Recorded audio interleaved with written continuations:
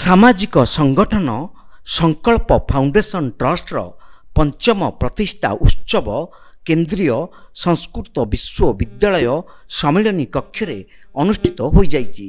अनुष्ठान सभापति सुचरिता पाढ़ी अध्यक्षतार अनुष्ठित एही उत्सव रे राज्यसभा सांसद सुभाषिष खुंटिया मुख्य अतिथि भाव जोग देइथिले।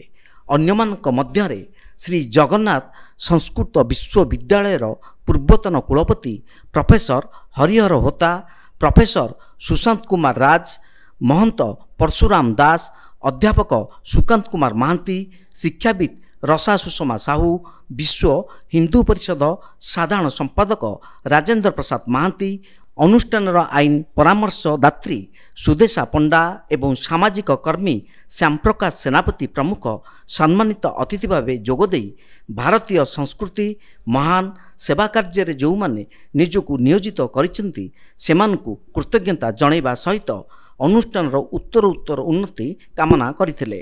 एही अवसर रे सामाजिक कर्मी, अनुष्ठान शुभेच्छु और सामाजिक संगठन नृत्य प्रतिभा मानकु सम्मानित करा जायतिला। निवेदिता मिश्र धन्यवाद अर्पण करथिले।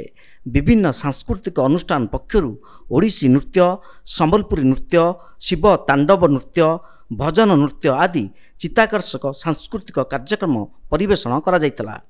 कार्यक्रम परिचालन रे बासंती साहू, राकेश दास, संतोष बेहेरा, भुवनेश्वर भूया, हरस राउत, पूर्णिमा राणी दास, पिंकी साहू, पूर्णिमा रथ, सुषमा बेहेरा, स्मिता महांती, हरिहर बेहेरा, नमिता नायक, देवजन दास प्रमुख सहयोग करथिले।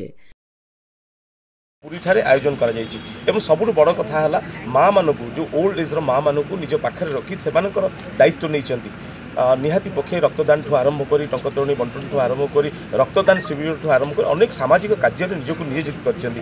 महाप्रभु पाखरे प्रार्थना करछि अनुष्ठान उत्तर उन्नति हो एवं ए सेवा को किपरि व्यापक करा जाय परबे सेति प्रचेष्टा आरंभ होईछि। निहाती पक्षे एरा तांकर चतुर्थ वर्ष सरी पंचम वर्ष होईछि। आगामी दिन रे किपरि ए अनुष्ठान व्यापक रूपे बहुत लोक सहायता करा जाय परिबो सेति समस्त शामिल होबा पई निवेदन करछि। जय जगन्नाथ। कैमरा पर्सन रवि जेना सुधांशुकर रिपोर्ट तीर्थक्षेत्र लाइव।